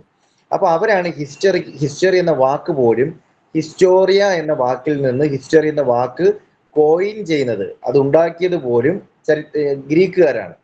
ഹിസ്റ്ററിക്ക് നമ്മൾ മലയാളത്തിൽ ചരിത്രം എന്ന് പറയും, അറബിൽ നമ്മൾ അതിനെ താറിഖ് എന്നാണ് പറയുന്നത്, സംസ്കൃതത്തിൽ ഇതിഹാസ എന്ന് പറയും, ജർമ്മനിൽ ജസ്റ്റിച്ചി എന്നാണ് പറയുന്നത്. ഇനി ഹിസ്റ്ററിയുടെ പിതാവ് അല്ലെങ്കിൽ ഫാദർ ഓഫ് ഹിസ്റ്ററി എന്നറിയപ്പെടുന്നത് ഹെറോഡോട്ടസ് ആണ്. ഇതാണ് ഒരു നിർവചനം, ഒരു ഡെഫിനേഷൻ പറയുകയാണെങ്കിൽ നമുക്ക് ഇങ്ങനെയാണ് പറയാൻ പറ്റുന്നത്. ഇതൊരു വിഷയത്തെക്കുറിച്ച് പറയുകയാണ്. ഇനി പൊളിറ്റിക്കൽ സയൻസിനെ കുറിച്ച് പറയുകയാണെങ്കിൽ നമ്മൾ എന്താ പറയുന്നത്? പൊളിറ്റിക്കൽ സയൻസിനെ നമ്മൾ മലയാളത്തിൽ രാഷ്ട്രതന്ത്രം അല്ലെങ്കിൽ രാഷ്ട്രമീമാംസ എന്ന് പറയും. അതിന്റെ പിതാവ്, അതിന്റെ ഫാദർ ഓഫ് പൊളിറ്റിക്കൽ സയൻസ് എന്ന് പറയുന്നത് അരിസ്റ്റോട്ടിലാണെന്ന് നമ്മൾ പറയുന്നു. അരിസ്റ്റോട്ടിലിന്റെ സ്റ്റുഡന്റ് ആയിരുന്നു ഗ്രേറ്റ് അലക്സാണ്ടർ ചക്രവർത്തി എന്ന് പറയുന്നു. ഇങ്ങനെയാണ് ഒരു വിഷയത്തിന്റെ ചരിത്രം നമ്മൾ പറഞ്ഞു തുടങ്ങുന്നത്. പിന്നീട് അതിന്റെ ഉള്ളിലേക്ക് പോകുമ്പോൾ, കണ്ടന്റിന്റെ അകത്തേക്ക് പോകുമ്പോഴാണ് ഓരോരോ കാര്യങ്ങളെ കുറിച്ച് നമ്മൾ സ്റ്റെപ്പ് ബൈ സ്റ്റെപ്പ് ആയിട്ട് പഠിക്കുന്നത്. ഏതൊരു വിഷയം പഠിക്കുമ്പോഴും ആ വിഷയത്തിന്റെ ചരിത്രം മനസ്സിലാക്കി ഒരു അടിസ്ഥാനം ഉറപ്പിച്ചുകൊണ്ടാണ് പോകുന്നത്. നമ്മളിപ്പോൾ ഒരു വീട് വയ്ക്കുമ്പോൾ എന്താ ചെയ്യുന്നത്? വീട് വയ്ക്കുമ്പോൾ ആദ്യം ബേസ്മെന്റ് കെട്ടും. ബേസ്മെന്റ് കെട്ടിയിട്ടാണ് വീട് വയ്ക്കുന്നത്. ഇല്ലെങ്കിൽ എന്ത് ചെയ്യും? വീട് ഇടിഞ്ഞു വീഴും. അപ്പൊ ആ ബേസ്മെന്റ് ഉണ്ടാക്കുക എന്നുള്ളതാണ് ആക്ച്വലി നിങ്ങളുടെ ഈ ക്ലാസിന്റെ ഫൗണ്ടേഷൻ എന്ന് പറഞ്ഞാൽ അതിന്റെ ആദ്യത്തെ ലെവൽ. നിങ്ങൾ കൊച്ചുകുട്ടികളാണ്, 5th സ്റ്റാൻഡേർഡ് മുതൽ 12th സ്റ്റാൻഡേർഡ് വരെയുള്ള കുട്ടികളാണ്. ഇതിൽ വായനാശീലം ഉള്ള കുട്ടികളുണ്ടാകും, വായനാശീലം ഇല്ലാത്ത കുട്ടികളുണ്ടാകും, പത്രം വായിക്കുന്നവരുണ്ടാകും, ഇല്ലാത്തവരുണ്ടാകും. ചില കുട്ടികൾക്ക് സോഷ്യൽ സ്റ്റഡി സബ്ജക്റ്റ് കേൾക്കുമ്പോൾ തന്നെ ഉറക്കം വരും. അങ്ങനെയൊക്കെ ഉള്ളപ്പോൾ നമ്മൾ എന്ത് ചെയ്യും? അതിലൊരു താല്പര്യം ഉണ്ടാക്കുക, ഒരു താല്പര്യം ജനിപ്പിക്കാൻ ശ്രമിക്കും. അതിനൊരു ബേസ്മെന്റ് ഉറപ്പിച്ചതിന് ശേഷം മാത്രമേ കണ്ടന്റിന്റെ ഉള്ളിലേക്ക് നമ്മൾ കടക്കത്തുള്ളൂ. മനസ്സിലായോ? ഓരോ സബ്ജക്റ്റിന്റെയും ഒരു പ്ലാറ്റ്ഫോം അങ്ങനെയാണ് പോകുന്നത്. ക്ലിയർ ആയെന്ന് വിശ്വസിക്കുന്നു അല്ലേ? നന്ദകിഷോർ അല്ലേ ചോദിച്ചത്? Okay, thank you sir. Sanjana Nair. Good evening sir. Audible ആണ്, പറഞ്ഞോളൂ. ഓക്കെ സർ, ഇപ്പോ UPSC എന്ന് പറയുമ്പോൾ ഒരുപാട് സബ്ജക്ട്സ് ഒക്കെ ഇൻക്ലൂഡ് ആയിട്ടുള്ള ഇതല്ലേ, ഒരു എക്സാം അല്ലേ? ഒരുപാട് സബ്ജക്ട്സ് ഉണ്ട്, അതിനൊത്ത സിലബസസ് വേറെ വേറെ ഉണ്ട്. സോ എന്താ നോർമലി സർ ഇത് കുറച്ച് കാലമായിട്ട് കണ്ടുകൊണ്ടിരിക്കുകയാണല്ലോ, ഇപ്പൊ സ്റ്റുഡൻസിന്റെ ഇടയിൽ എന്താ നടക്കുന്ന ട്രെൻഡ് കണ്ടുകൊണ്ടിരിക്കുകയല്ലേ. അപ്പോ കുട്ടികളെ ഏറ്റവും കൂടുതൽ ഓവർ പ്രിപ്പയർ ചെയ്യുന്ന സബ്ജക്ട്സും ഏറ്റവും കൂടുതൽ അണ്ടർ പ്രിപ്പയർ ചെയ്യുന്ന സബ്ജക്ട്സ് ഏതൊക്കെയാണെന്ന് പറയുമോ? കാരണം എന്താന്ന് വെച്ചാൽ അണ്ടർ പ്രിപ്പയർ ചെയ്യുന്ന സബ്ജക്ട്സ് ആരും അധികം അങ്ങനെ ധ്യാനം കൊടുക്കാറില്ല, ഫോക്കസ് കൊടുക്കാത്ത സബ്ജക്ട്സ് ആണ്. ഇപ്രാവശ്യത്തെ UPSC എക്സാം പേപ്പറിന് ഒരു ഡിഫറൻസ് വന്നിട്ടുണ്ട് ഈ ഒരു ഇതില് കാരണം. അപ്പൊ അതൊന്ന് പറയോ? അതായത് കുട്ടികൾ ഏറ്റവും കൂടുതൽ ഫോക്കസ് ചെയ്യുന്ന സബ്ജക്ട് ഏതാണ്? ഒരു സെക്കൻഡ്, എന്താ വെച്ചാല് ഒരു 3-4 കുട്ടികളുടെ അടുത്ത് നമുക്ക് കോമൺ ആയിട്ട് ചോദിച്ചാലേ, അപ്പൊ എന്താ വെച്ചാൽ ഒറ്റ ഇതിൽ പറ്റും, അല്ലെങ്കിൽ ഒരുപാട് സമയം പോകും. Okay.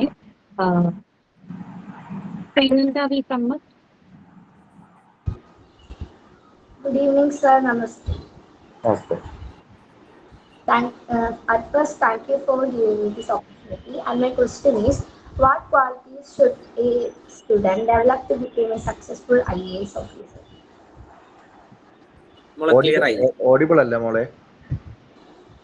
What qualities should a student develop to be a successful IAS officer? Okay. Successful IAS officer. Second, Devan.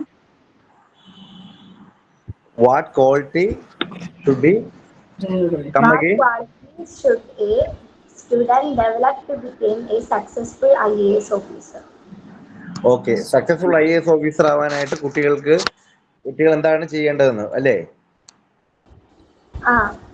Okay, successful IAS officer ആവുക എന്ന് പറയുന്നത് it's depends on our societies and people, they are the judges, you know.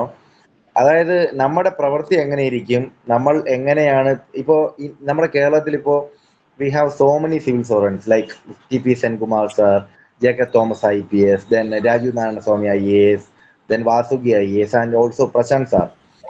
ഇതിൽ നമ്മൾ എത്ര പേരെയാണ് നമ്മളെ മനസ്സിനകത്തുള്ളത്?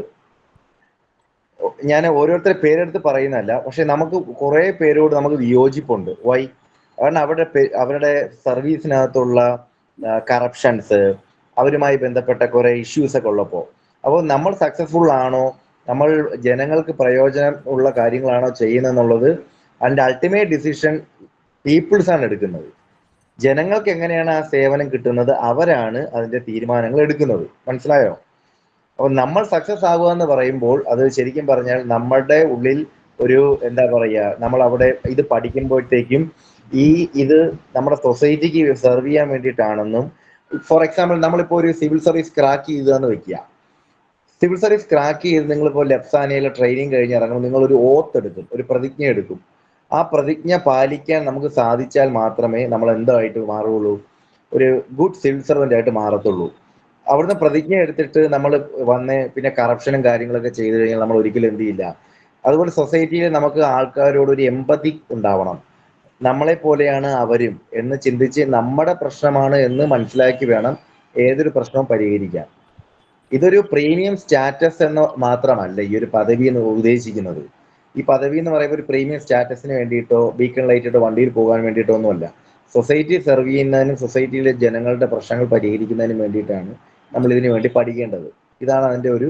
അപ്പോൾ നമ്മൾ സക്സസ്ഫുൾ ആണോ അല്ലയോ എന്ന് തീരുമാനിക്കുന്നത് അൾട്ടിമേറ്റ് ഡിസിഷൻ പീപ്പിൾസ് ആണ്. സഞ്ജന മോള് ചോദിച്ചത് സിലബസിനകത്തുള്ള കാര്യം, അതൊന്ന് ക്ലിയർ ചെയ്ത് കൊടുക്കാം. ഒരു മിനിറ്റിൽ ഞാൻ നിർത്താം അത്. അതായത് നമ്മൾ പിന്നെ ഫോക്കസ് ചെയ്യേണ്ട വിഷയം, ഇപ്പോൾ ചിലർക്ക് അത് ആറ്റിറ്റ്യൂഡ് അനുസരിച്ചിരിക്കും. ചില കുട്ടികൾക്ക് ഹിസ്റ്ററിയോട് വലിയ താല്പര്യമായിരിക്കും, അവർ ഹിസ്റ്ററി സബ്ജക്റ്റ് ഒരുപാട് വായിക്കും, ഹിസ്റ്ററിയിൽ വളരെ ഒറേഷ്യസ് റീഡിംഗ് ഒക്കെ നടത്തും. ചിലർക്ക് കറണ്ട് ആയിട്ടുള്ള കാര്യങ്ങളായിരിക്കും ഇഷ്ടം. പക്ഷേ പ്രശാന്ത് സാറ് പറഞ്ഞതുപോലെ നമുക്ക് ഒരു സിലബസ് ഉണ്ട്. ആ സിലബസിനകത്ത് മാർക്ക് ഡിവൈഡ് ചെയ്ത് ഓരോന്നിനും ഇത്ര മാർക്ക് എന്ന് ഡിവിഷൻ കൊടുത്തിട്ടുണ്ട്. അതനുസരിച്ചാണ് നമ്മൾ പ്രിപ്പയർ ചെയ്യുന്നത്. ചില വർഷങ്ങളിൽ ഇപ്പോൾ നേരത്തെ മോള് പറഞ്ഞതുപോലെ ചില വർഷങ്ങളിൽ കറണ്ട് അഫയേഴ്സിന്റെ ക്വസ്റ്റ്യൻസ് ധാരാളം വരാറുണ്ട്. ചില വർഷങ്ങളിൽ ഹിസ്റ്ററി സബ്ജക്റ്റിന്റെ ക്വസ്റ്റ്യൻസ് ആണ് കൂടുതൽ വരാറുള്ളത്. അത് ഡിപ്പെൻസ് ആണ്, ഓരോ വർഷവും അങ്ങനെ ക്വസ്റ്റ്യൻസ് മാറിക്കൊണ്ടിരിക്കും. പക്ഷേ നമ്മുടെ ആ സിലബസ് അനുസരിച്ച്, ഇപ്പോൾ ഫോർ എക്സാമ്പിൾ പറയുകയാണെങ്കിൽ നമ്മൾ നിതിൻ സിംഗാനിയുടെ ബുക്ക് വർക്ക് ചെയ്യുന്നുണ്ട് ഏൻഷ്യൻ ഹിസ്റ്ററിയുമായിട്ട് ബന്ധപ്പെട്ട്. ലക്ഷ്മികാന്തിന്റെ ബുക്കാണ് ഇന്ത്യൻ പൊളിറ്റിയുമായിട്ട് ബന്ധപ്പെട്ട് നമ്മൾ പഠിക്കുന്നത്. അല്ലെങ്കിൽ നമ്മൾ പിന്നെ ഇദ്ദേഹത്തിന്റെ JS പാണ്ഡെയുടെ ബുക്ക് കോൺസ്റ്റിറ്റ്യൂഷൻ റിലേറ്റ് ചെയ്ത് പഠിക്കാറുണ്ട്. ഇപ്പൊ ഇങ്ങനെയുള്ള ചില ബുക്സ്, കോമൺ ബുക്സും കാര്യങ്ങളൊക്കെ നമ്മൾ പ്രിപ്പയർ ചെയ്യാറുണ്ട്. ഇപ്പൊ നമ്മുടെ ഇവിടെ തന്നെ ഒരു സിലബസ് നിങ്ങൾക്ക് ഉണ്ട്. ആ സിലബസ് അനുസരിച്ച് നോട്ട് പ്രൊവൈഡ് ചെയ്യുന്നുണ്ട്. ആ നോട്ട് പോലും പലതും റെഫർ ചെയ്ത്, ഡൽഹിയിൽ നിന്നുള്ള നോട്ട്സ് ഒക്കെ റെഫർ ചെയ്ത് വളരെ റിസർച്ച് ചെയ്തിട്ടാണ് ഈ നോട്ട് ഇപ്പോൾ ഈ ട്രസ്റ്റ് ചെയ്യുന്ന തരുന്നത് പോലും. അപ്പൊ നമുക്കൊരു ബേസ് ഉറപ്പിക്കാനും ഒരുപാട് കാര്യങ്ങൾ പഠിക്കാനും ആ നോട്ട്സ് മതി. പിന്നെ നമുക്ക് എക്സ്ട്രാ എന്തൊക്കെ കാര്യങ്ങൾ വായിക്കാൻ പറ്റും, ഏതെല്ലാം കാര്യങ്ങൾ ടെസ്റ്റ് സീരീസ് ചെയ്യാൻ പറ്റും, എത്രത്തോളം പത്രം വർക്ക് ചെയ്യാൻ പറ്റും. ഇപ്പൊ നിങ്ങൾ 24 മണിക്കൂർ 16 മണിക്കൂർ പഠിക്കണം, 20 മണിക്കൂർ പഠിക്കണം എന്ന് ഒരിക്കലും ഞാൻ പറയില്ല. നിങ്ങളുടെ ദിവസം 4 മണിക്കൂറേ പഠിക്കുന്നുള്ളൂ, അല്ലെങ്കിൽ 2 മണിക്കൂർ നിങ്ങൾ സ്പെൻഡ് ചെയ്യുന്നുള്ളെങ്കിൽ പോലും ആ 2 മണിക്കൂർ പ്രൊഡക്റ്റീവ് ആയിരിക്കുക എന്നുള്ളതാണ് കാര്യം. ഞാൻ പിന്നെ ഇൻഫർമേഷൻ ഓഫീസറിന്റെ മെയിൻസ് ക്ലിയർ ചെയ്തത് 5 മാസം കൊണ്ടാണ്. 5 മാസം ഞാൻ, അത് എഴുത്ത് പരീക്ഷയാണ്, ഞാനിങ്ങനെ എഴുതി വർക്ക് ചെയ്ത് പിന്നെ ഒരു ദിവസം എനിക്കൊരു 4 മണിക്കൂറേ പഠിക്കാൻ പറ്റുള്ളായിരുന്നു. ബാക്കി ടൈം ഞാൻ വർക്ക് ചെയ്യുന്നുണ്ടായിരുന്നു. അപ്പോൾ അതുകൊണ്ട് തന്നെ 4 മണിക്കൂറൊക്കെ വർക്ക് ചെയ്തിട്ടാണ് ഞാൻ ആ എക്സാം ക്ലിയർ ചെയ്തത്. അപ്പോൾ എനിക്ക് ആ 4 മണിക്കൂർ പക്ഷെ ഞാൻ എന്ത് ചെയ്യും, പ്രൊഡക്റ്റീവായിട്ട് ഞാൻ വായിക്കാനും എഴുതി പഠിക്കാനും, മെയിൻസ് എക്സാം എന്ന് പറയുമ്പോൾ എഴുതി പഠിക്കാനൊക്കെ ഞാൻ ടൈം ചിലവാക്കണമായിരുന്നു. ക്ലിയർ ആയോ?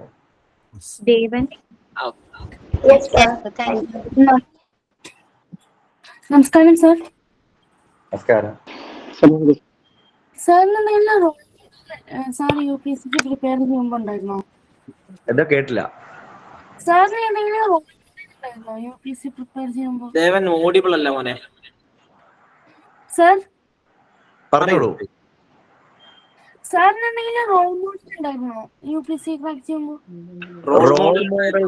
റോൾ മോഡൽസ് എന്ന് പറയാനായിട്ട് ഞാൻ UPSC എക്സാമിനെ കുറിച്ച് എനിക്കൊന്നും അറിയത്തില്ലായിരുന്നു. ആക്ച്വലി അതാണ് സത്യം. എനിക്കങ്ങനെ ഒരു റോൾ മോഡൽ UPSC എന്താണെന്ന് പോലും എനിക്ക് അറിയില്ലായിരുന്നു.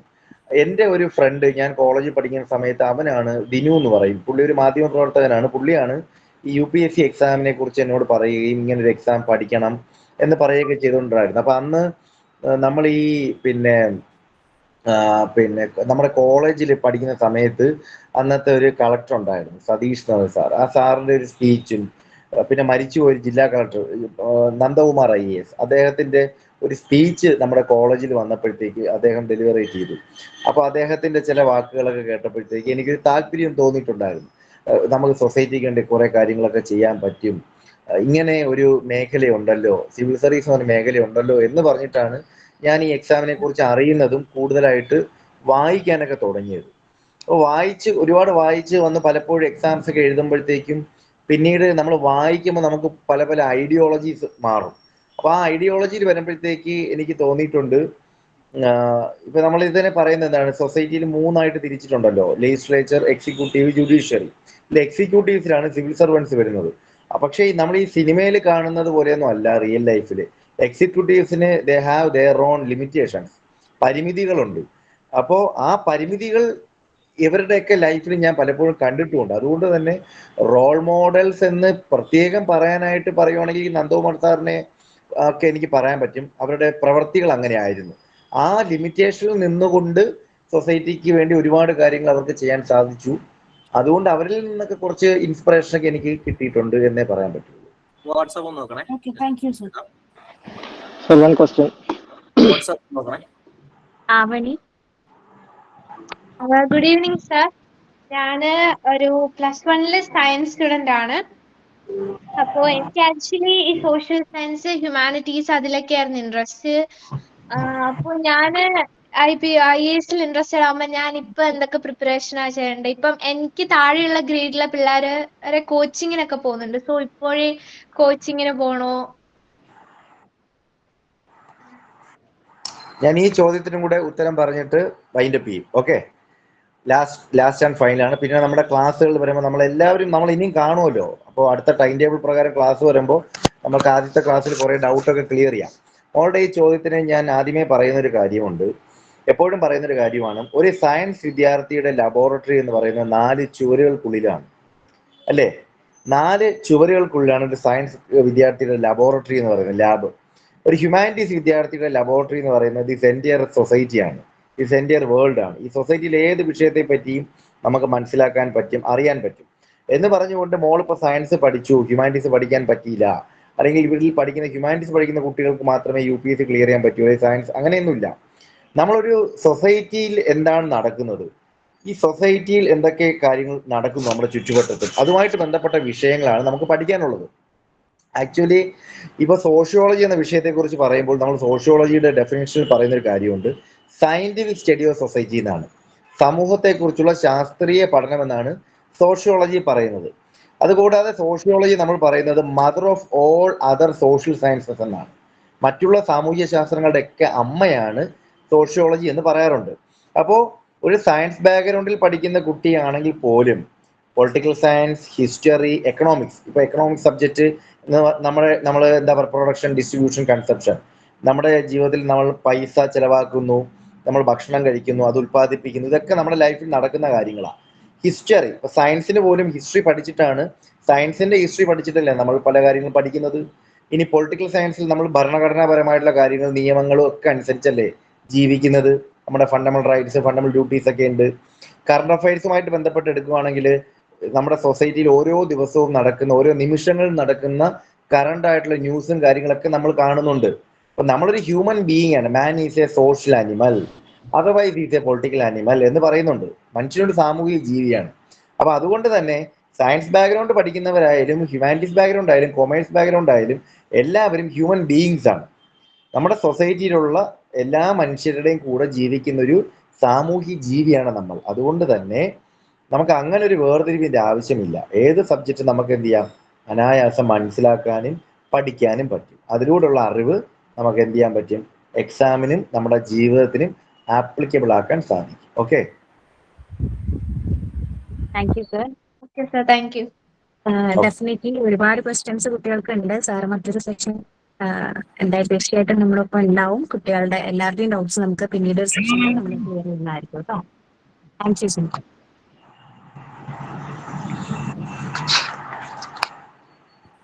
യെസ്, ബൽറാം സാറ് പോയോ? ഞാനുണ്ട്, പറഞ്ഞോളൂ. ഓക്കെ. അപ്പോ നമ്മുടെ ഇനിയിപ്പോ നെക്സ്റ്റ് ക്ലാസ്സുകളിൽ കാര്യങ്ങൾ ഇപ്പൊ നിങ്ങളുടെ കൂടുതലായിട്ടുള്ള കാര്യങ്ങളുണ്ട്. നമുക്ക് നെക്സ്റ്റ് എസ് മുഹമ്മദ് നഫീസ്, നമുക്ക് നെക്സ്റ്റ് ക്ലാസ്സുകളിൽ എന്തായാലും ആവശ്യമുണ്ടാവും. അപ്പോൾ നമുക്ക് ചോദിക്കാം, നിങ്ങൾക്ക് ബുദ്ധിമുട്ടുണ്ടാവില്ല. അപ്പോൾ സാറിന് ആശംസയാണ് നമ്മൾ എന്താ പറയാ ഏൽപ്പിച്ചിരുന്ന കർത്തവ്യം അതിലേക്ക് സാറിന് ഒന്ന് പറഞ്ഞ് ചെയ്യിക്കാൻ പറയുകയാണ്. അപ്പോൾ ഒഫീഷ്യലായിട്ട് തന്നെ ആശംസ അറിയിക്കാം. നമ്മൾ ഡിസ്കഷൻ്റെ ഇടയിൽ അത് വിട്ടു. ആശംസ പറയണോ അല്ലേ? ഓക്കെ, ആശംസ പറയാം. നമ്മൾ പലപ്പോഴും നമ്മുടെ റോളുകൾ അങ്ങ് മറന്നുപോകും. കാരണം കുട്ടികളെ കാണുമ്പോഴത്തേക്ക് പ്രത്യേകിച്ച് അങ്ങ് പല കാര്യങ്ങളും വിട്ടുപോകും. അതിനു മുമ്പ് ഒരു കാര്യം കൂടെ എനിക്ക് പറയാനുണ്ട്. നമ്മുടെ ഈ സ്വാമി വിവേകാനന്ദ ട്രസ്റ്റിന്റെ ചുക്കാൻ പിടിക്കുന്നത്, ഇതിന്റെ ഏറ്റവും വലിയ ഒരു എന്താ പറയുക, അമരത്ത് നിന്ന് ഇതിനെ ഇത്രയും ബിൽഡപ്പ് ചെയ്ത് കുട്ടികൾക്ക് ഇത്രയും സപ്പോർട്ട് കൊടുത്ത് ഒരു എന്താ പറയുക, ഒരു സോഷ്യൽ കമ്മിറ്റ്മെന്റോടുകൂടി ഈ ഒരു പ്രസ്ഥാനത്തെ ഇത്രയും വളർത്തിയെടുത്ത് കൊണ്ടുവന്നത് ഡെഫിനറ്റ്ലി മനോജ് ദത്തനാണ്. മനോജ് ദത്തൻ എന്ന് വിളിക്കുമ്പോൾ ഞാൻ സാറെന്ന് വിളിക്കും, പക്ഷെ എൻ്റെ അനിയനാണ്. ഒരു തിരുവനന്തപുരത്ത് വർഷങ്ങൾക്ക് മുൻപ്, ഒരു 8 വർഷം മുൻപ് ഒരു സെമിനാറിന്, ഒരു ഇന്റർനാഷണൽ സെമിനാർ പേപ്പർ പ്രസന്റ് ചെയ്യാൻ വന്നപ്പോൾ നമ്മൾ പരിചയപ്പെട്ട അന്ന് മുതലുള്ള സൗഹൃദമാണ് ഇന്ന് ഇവിടം വരെ എത്തിയിരിക്കുന്നത്. അപ്പൊ അമ്മ എന്നോട് പറയുമായിരുന്നു, എനിക്കിങ്ങനെ ഒരു വിഷൻ ഉണ്ട് ചേട്ടാ, എൻ്റെ ഭാവിയിൽ എൻ്റെ, കാരണം he met with so many ordeals in his life that I know very personally. അദ്ദേഹത്തിന്റെ ജീവിതത്തിൽ അദ്ദേഹം ഒരുപാട് കഷ്ടപ്പാടിലൂടെ കടന്നു വന്ന ഒരു മനുഷ്യനാണ്. ഒത്തിരി പ്രതിസന്ധികൾ, എനിക്കത് വാക്കുകളില്ല പറയാനായിട്ട്. ഒരുപാട് കഷ്ടപ്പാടുകൾ അനുഭവിച്ചു വന്ന് ഇന്ന് ഈ നിലയിൽ എത്തി നിൽക്കുന്നതാണ് എനിക്ക് ഭയങ്കര അഭിമാനം തോന്നുന്നുണ്ട്. കാരണം പിന്നെ പഠിക്കുന്ന സമയങ്ങളിലായാലും വലിയ രീതിയിൽ ബുദ്ധിമുട്ടി വന്നൊരു വ്യക്തിയാണ് മനോജ്. അപ്പൊ അന്നേ പുള്ളി പറയുമായിരുന്നു, എൻ്റെ ജീവിതത്തിൽ ഏറ്റവും വലിയൊരു ആഗ്രഹമാണ് ഇങ്ങനെ ഒരു ട്രസ്റ്റ് തുടങ്ങണമെന്നും അതിന് ഓരോരോ പടിപടിയായിട്ട് കയറി വന്ന് ഈ ട്രസ്റ്റിനെ വളർത്തി ഒത്തിരി പേരെ ഇതിനകത്ത് കൊണ്ടുവരികയും TP ശ്രീനിവാസൻ സാർ മുതൽ സ്പർജൻ കുമാർ സാറ്, അതുപോലെ B സന്ധ്യ IPS, അതുപോലെ നമ്മുടെ Alexander Jacob sir, TP Senkumar sir, ഇപ്പോഴത്തെ ജില്ലാ കളക്ടർ അനുകുമാരി മാഡം, അവരൊക്കെ ആശംസകൾ പറയാനും ഇപ്പൊ പ്രശാന്ത് സാർ ഉൾപ്പെടെ എല്ലാവരും നമ്മുടെ ഈ കൂടെ നിൽക്കുന്നതിന് ഏറ്റവും വലിയ കാരണം ഒരു സ്ഥിരോത്സാഹമാണ്. മനോജ് ദത്തന്റെ സ്ഥിരോത്സാഹമാണ്. ആ സ്ഥിരോത്സാഹത്തെ ഒരിക്കലും കാണാതെ പോകാൻ കഴിയില്ല. പ്രത്യേകിച്ച് പിന്നെ മനോജിന്റെ വൈഫ് അഞ്ജലി, പിന്നെ എൻ്റെ അനിയത്തിക്കുട്ടി, അതുപോലെ തന്നെ ഇതിനു വേണ്ടി പ്രവർത്തിക്കുന്ന അഹോരാത്രം പ്രവർത്തിക്കുന്ന ഷിബുമാഷ്, മറ്റ് പിന്നെ ഇതിനകത്തുള്ള ട്രസ്റ്റിലെ അംഗങ്ങൾ എല്ലാവരും കുട്ടികളുടെ വിദ്യാഭ്യാസത്തിന് വേണ്ടിയിട്ടും നിങ്ങളുടെ മെറ്റീരിയൽസ് പോലും എനിക്ക് ഇപ്പോഴും ഓർമ്മയുണ്ട്. കഴിഞ്ഞ 2-3 വർഷം മുൻപ് ഈ മെറ്റീരിയൽസ് പ്രൂഫ് നോക്കാനും എഡിറ്റ് ചെയ്യാനും എന്നെ ഏൽപ്പിച്ചപ്പോഴും ഞാനത് തിരുത്തി കൊടുത്തപ്പോഴും സസൂക്ഷ്മം അതിലെ ഓരോ വരികളും ഇങ്ങനെ കുറച്ചും കൂടെയൊക്കെ മാറ്റം വരുത്തണം ചേട്ടൻ, ഞാൻ ഒന്നും കൂടെ തരാം, അതൊന്നും കൂടെ ക്ലിയർ ചെയ്യണം എന്നൊക്കെ പറഞ്ഞ് സസൂക്ഷ്മം അതൊക്കെ നിരീക്ഷിച്ച് എന്നെ അറിയിക്കുകയും, കാരണം ഒരു തെറ്റുപോലും വരാൻ പാടില്ല എന്ന രീതിയിൽ അത്രയും നിരീക്ഷിച്ച് മെറ്റീരിയൽസ് ഒക്കെ തയ്യാറാക്കി ഈ ഒരു പ്രസ്ഥാനത്തെ വളർത്തിക്കൊണ്ട് വരുന്നത് അദ്ദേഹവും അദ്ദേഹത്തിന്റെ കൂടെയുള്ളവരുടെയും ചുറുചുറുക്കാണ്. അതിനെ പ്രത്യേകം ഒരു എന്താ പറയുക ആശംസ അറിയിക്കുകയാണ്. ഈ പുതിയ ബാച്ചിൽ കുട്ടികൾക്ക് 100 കുട്ടികളോ 200 കുട്ടികളോ 300 കുട്ടികളോ എന്നുള്ളതല്ല, ഒരു കുട്ടിയാണെങ്കിൽ പോലും ഒരു വിളക്കിൽ നിന്നാണ് 1000 തിരികൾ തെളിയുന്നത്. അതുകൊണ്ട് ഒരു കുട്ടിയിൽ നിന്നാണെങ്കിൽ പോലും ഇവിടുത്തെ ക്ലാസ്സുകൾ എല്ലാ അധ്യാപകരും വളരെ ശുഷ്കാന്തിയോടുകൂടിയും ആത്മാർത്ഥതയോടെ നിങ്ങളെ പഠിപ്പിക്കും. നിങ്ങൾ എല്ലാ ദിവസവും ക്ലാസ്സിൽ കൃത്യമായിട്ട് അറ്റൻഡ് ചെയ്യണം. നിങ്ങൾ ഇപ്പോൾ ഉള്ള ഈ സ്ഥിരോത്സാഹം, ശുഷ്കാന്തി, താല്പര്യങ്ങളൊക്കെ നിങ്ങളുടെ ജീവിതത്തിൽ എപ്പോഴും ഉണ്ടാകണം. ഈ വർഷം സ്വാധ്യായ ബാച്ചിൽ അഡ്മിഷൻ എടുത്തിരിക്കുന്ന എല്ലാ കുട്ടികൾക്കും, മക്കൾക്കും കുഞ്ഞു കുട്ടികൾക്കും എല്ലാവർക്കും, ടീച്ചേഴ്സിനും എല്ലാവർക്കും എല്ലാവിധ ഭാവുകങ്ങളും ആശംസകളും മനസ്സറിഞ്ഞ് അർപ്പിക്കുകയാണ്. ദൈവം എല്ലാവർക്കും അനുഗ്രഹം നൽകട്ടെ എന്ന് മാത്രം പ്രാർത്ഥിച്ചുകൊണ്ട് ആശംസകൾ നേരുന്നു. നന്ദി, നമസ്കാരം. Thank you sir. Thank you so much. Thank you, sir. Thank you, sir. Yes. Thank you. Nandini. Thank you, ma'am. Sir. Please mute. Please mute. Please mute your mic. ഇനി എന്തെങ്കിലും questions നിങ്ങൾക്ക് വായിച്ചാലും ചോദിക്കാനുണ്ടെങ്കിൽ you can take this time.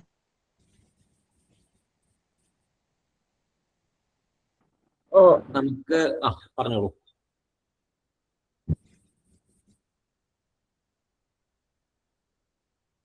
Aswa. Sir, which languages can we choose for the UPSC exams? As per your convenience, any language you can choose. If you want to choose in English, you can. If you want to choose Malayalam, you can. If you want to choose, അതായത് Indian ഭരണഘടനയിൽ schedule ചെയ്തിട്ടുള്ള ഏത് ഭാഷ വേണമെങ്കിലും എടുക്കാം. Okay. Okay, sir. Then how can we take notes in current affairs? Current അഫയേഴ്സിന്റെ notes അസ്വ എടുക്കുന്നില്ലേ ഗ്രൂപ്പിൽ തരുന്നേ? എടുക്കുന്നുണ്ട്, sir. That's enough. Okay, sir. Okay. Thank you. Thank you. Any more questions?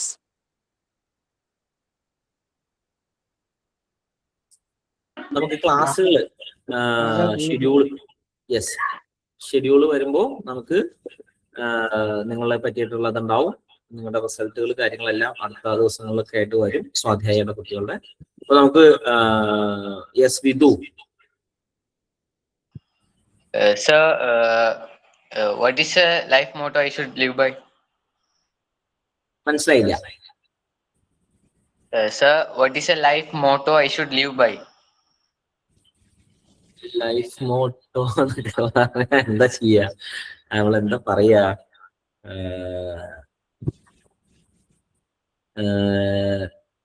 എങ്ങനെ വാക്കുകളിലൂടെ പറയാൻ പറ്റില്ല അല്ലേ? ഓക്കെ ഓക്കെ, അത് കുറെ ഉണ്ട്. നമ്മള് നേരിട്ട് നമ്മള് കാണുമ്പോൾ നമുക്കത് മനസ്സിലാവും എന്തൊക്കെയാണ്.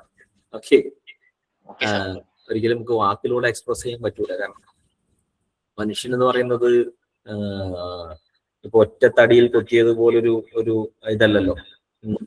അവന് കണ്ണുണ്ട്, മൂക്കുണ്ട്, നാക്കുണ്ട്, കൈയുണ്ട്, കാലുണ്ട്. ഇതിന്റെ ഓരോ ഫംഗ്ഷനും വ്യത്യാസമുണ്ട് അല്ലേ? എന്ന പോലെയാണ് നമ്മളും. നമുക്കൊക്കെ ഓരോ ഫങ്ഷൻസ് വ്യത്യാസമുണ്ട്. നമ്മൾ പല പല ഏരിയയിൽ നമ്മളൊരു ഈ പറയുന്നത് പോലെ മൾട്ടി എന്താ പറയാ സ്വഭാവമുള്ള വ്യക്തികൾ കൂടിയാണ് അല്ലെ? നമ്മള് ഒരു ക്ലാസ്സിൽ ഇരിക്കുമ്പോൾ എന്നല്ല, അപ്പൊ തന്നെ നമ്മള് ഫ്രണ്ട്സിന്റെ കോള് വന്നാൽ നമ്മൾ അപ്പുറത്ത് പോയി വേറെ സ്വഭാവം എടുക്കും, അമ്മയുടെ അടുത്ത് പോകുമ്പോൾ വേറെ സ്വഭാവം എടുക്കും, കൂട്ടുകാരുടെ അടുത്ത് വേറെ സ്വഭാവം എടുക്കും. അങ്ങനെ മൾട്ടിപ്പിൾ ആയിട്ട് വരും. So it's depends upon situation. Okay, we'll do it. Okay, sir. Yes. Thank you. Sir. Yeah. Sir, how to use consistency in my studies? How to take, sorry. Consistency എന്ന് പറയുന്നത് എന്താ? സിമ്പിൾ ആണ്. എന്താണ് ഉദ്ദേശിക്കുന്നത്? എന്താണ് മോന്റെ രീതിയിൽ കൺസിസ്റ്റൻസി?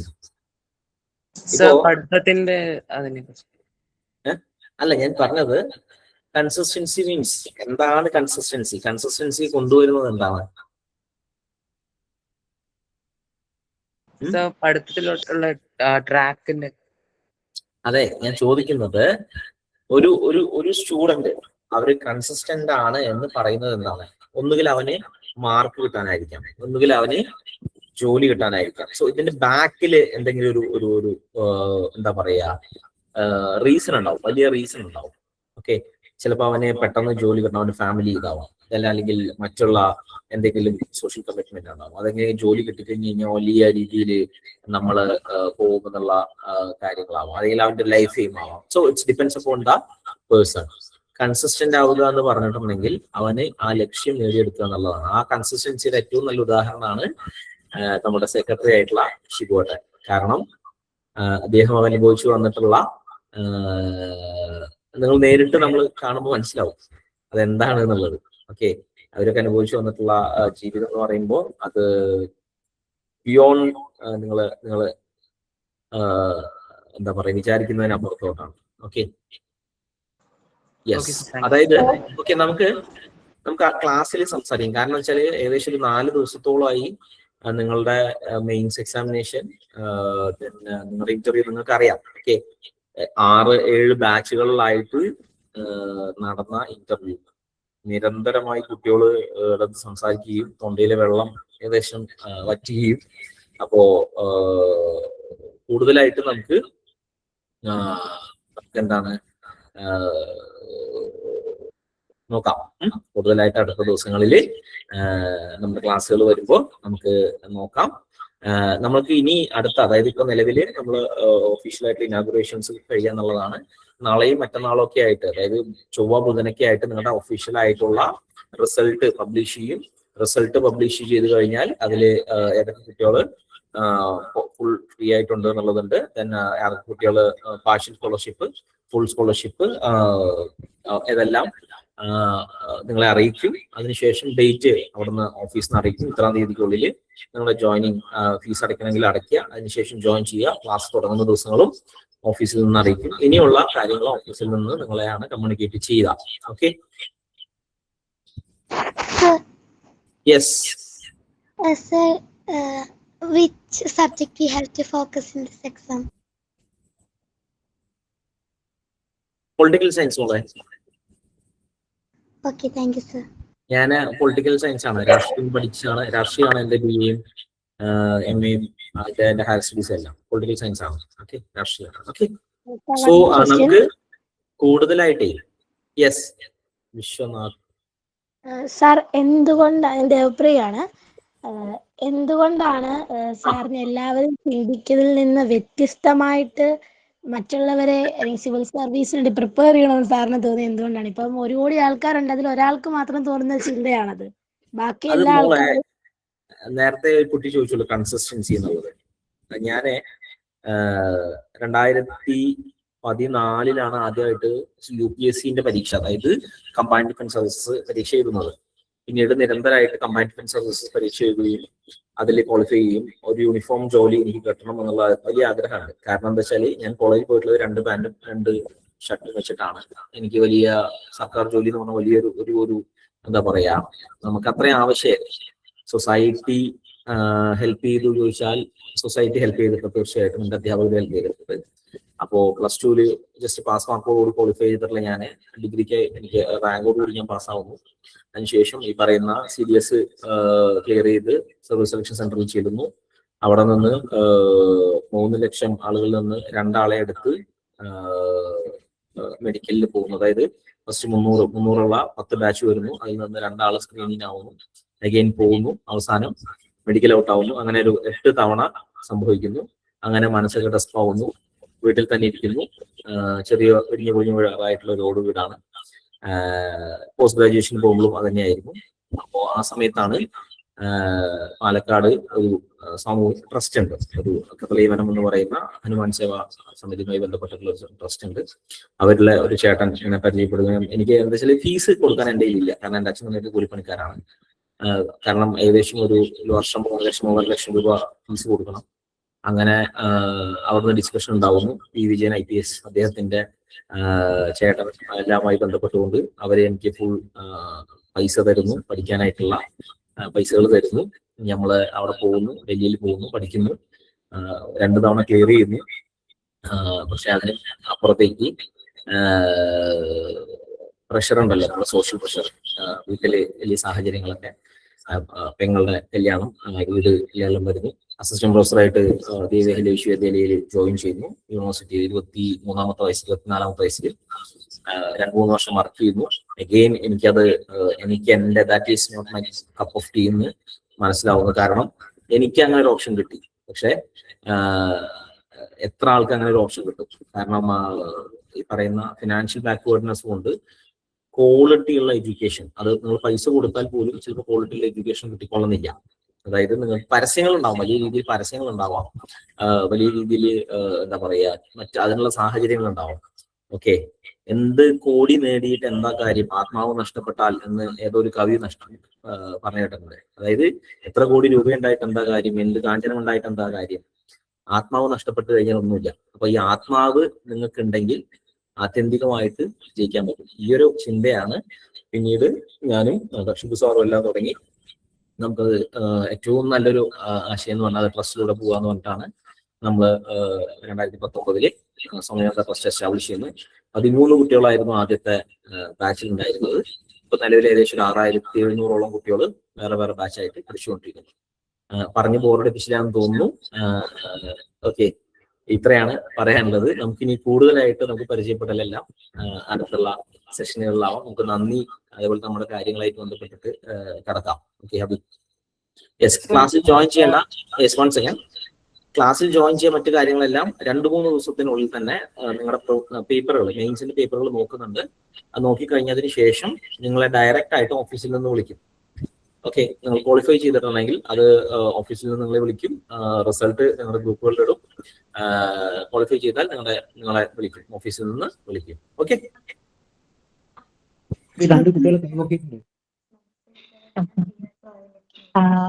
ഒരുപാട് ഇട്ടിട്ടുണ്ട്. ടൈം കൺസ്ട്രെയിന്റ് കൊണ്ടാണ് നമുക്ക് സെഷൻസിൽ ഡിസ്കസ് ചെയ്യാം കേട്ടോ. ബിഫോർ ദാറ്റ് നേരത്തെ സാർ പറഞ്ഞൊരു കാര്യം നമുക്ക് ഓർമ്മിപ്പിക്കുകയാണ്. ഇന്റർവ്യൂവിന്റെ മാർക്സ് കൺസോളിഡേഷൻ നടത്തുന്നു. 10% ഉള്ളവർക്ക് റിസൾട്ട് പബ്ലിഷ് ചെയ്യുന്നതാണ്. ഇത് കൺസേൺ ആയിട്ട് മെന്ററായി തന്നിട്ടുണ്ടായിരിക്കും. സെക്ഷൻ ആയിട്ട് സെക്ഷൻ തന്നിട്ടുണ്ടാവുമല്ലോ.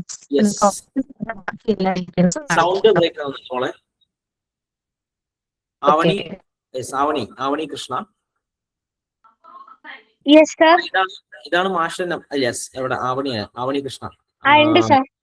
എന്റെ നമ്പർ ഉണ്ട്. അപ്പൊ ഒരു കാര്യം ചെയ്യൂ, ഇത് കഴിഞ്ഞതിന് ശേഷം മോളൊന്ന് പറഞ്ഞോളൂ. നമുക്ക് അതിനുള്ള എന്താണെന്നുള്ളത് ഞാൻ നമ്മുടെ ബോർഡിൽ ചോദിച്ചിട്ട് പറയാം കേട്ടോ. Okay sir. ഓക്കെ മോൾ, താങ്ക് യു.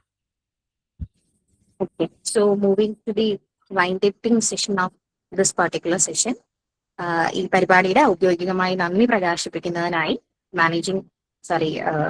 ട്രസ്റ്റിന്റെ സെക്രട്ടറി ഡോക്ടർ ഷിബു സാറിനെ ക്ഷണിക്കും. എല്ലാവർക്കും നമസ്കാരം. ഇത് വൈകിയ വേളയിൽ ദീർഘമായിട്ടൊരു സ്പീച്ചിന് ഒഴിപ്പെടുന്നില്ല. കാരണം എല്ലാവരും പ്രതീക്ഷയോടെ കാത്തിരിക്കുകയായിരിക്കും ഭക്ഷണം കഴിക്കാനും എല്ലാം. അപ്പോ എന്റെ കർത്തവ്യത്തിലേക്ക് കിടക്കുകയാണ്.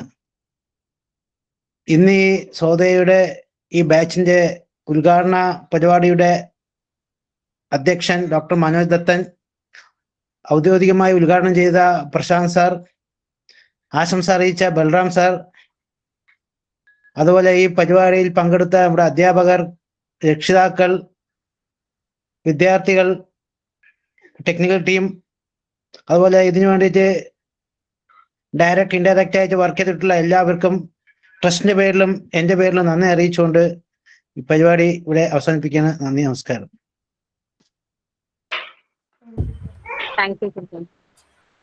അപ്പോ നമ്മുടെ പ്രോഗ്രാം ഇന്നത്തേക്ക് വൈൻഡപ്പ് ചെയ്യാണ്. എല്ലാവരും ഒന്ന് പ്രാർത്ഥിച്ചിട്ട് നമുക്ക് പ്രോഗ്രാം നിർത്താം. ഓം പൂർണ്ണമദ പൂർണ്ണമിദം പൂർണ്ണാത് പൂർണ്ണമുദച്യതേ പൂർണ്ണസ്യ പൂർണ്ണമാദായ പൂർണ്ണമേവാവശിഷ്യതേ. ഓം ശാന്തി ശാന്തി ശാന്തി. ഓക്കെ, നമുക്ക് വീണ്ടും കാണാം. എല്ലാവർക്കും good night. Thank you, sir.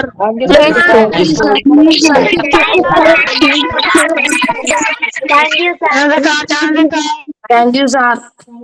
Yes, thank you. Thank you, sir. Thank you. Thank you, ma'am. Thank you, sir.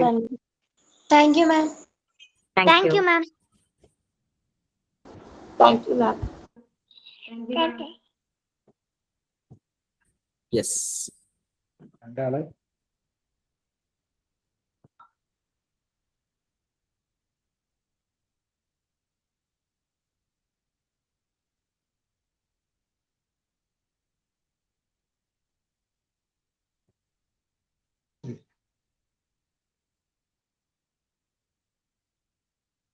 ഇനി വീട്ടിൽ സ്റ്റേ ചെയ്യുന്നവർക്ക് എന്തെങ്കിലും ഡൗട്ട്സ് ഉള്ള കുട്ടികളുണ്ടോ? Yes, ma'am.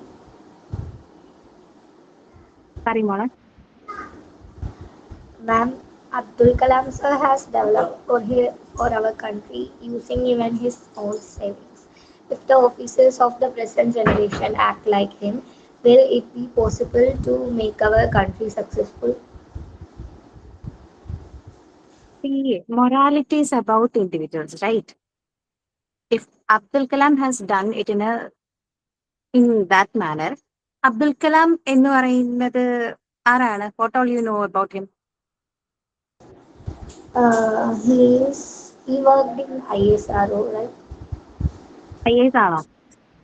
ISRO. ISRO, okay. ആളുടെ ഒരു ലൈഫ് ജേണി നമ്മൾ നോക്കുന്ന സമയത്ത് ആളുടെ തന്നെ സേവിങ്സ് മാറ്റി വെച്ച കാര്യമാണ് മോളിപ്പോൾ സൈറ്റ് ചെയ്തത് അല്ലേ? അപ്പൊ നമ്മൾ as human beings, as social beings, we are forced to, or we are obliged to do something for the society itself, right? So as an aspirant, as a civil servant officer, if we are doing something for the nation, it will definitely reflect upon the country, right? So 15 ലക്ഷത്തോളം ആളുകൾ എഴുതി വെറും 1500 ആളുകളിൽ താഴെ സർവീസിൽ എത്തുന്ന ഒരു സർവീസിലുള്ള അത്രയും ഡെഡിക്കേറ്റഡ് ആയിട്ടുള്ള ആളുകളെ തന്നെയാണ് UPSC എന്ത് ചെയ്യുന്നത്, ക്വാളിഫൈ ചെയ്ത് public servants ആക്കുന്നത്. Definitely so that they can work and contribute towards the nation. Clear? Thank you. Okay, thank you guys. Can I lean back? Yes, you can. Thank you.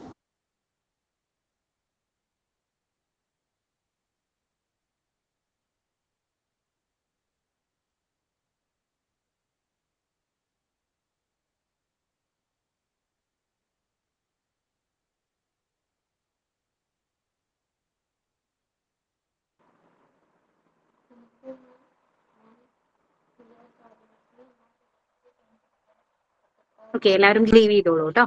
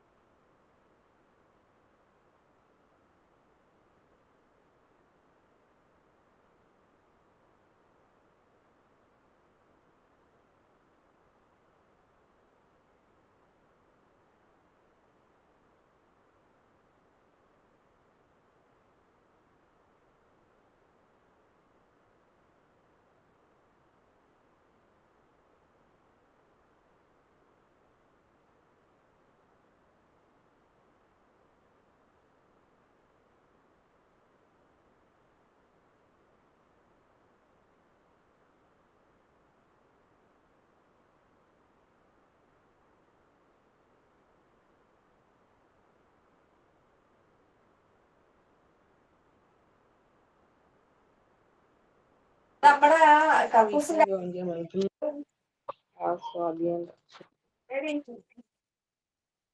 ഒത്തിരി ഇടിഞ്ഞില്ല. അതടുപ്പിച്ച്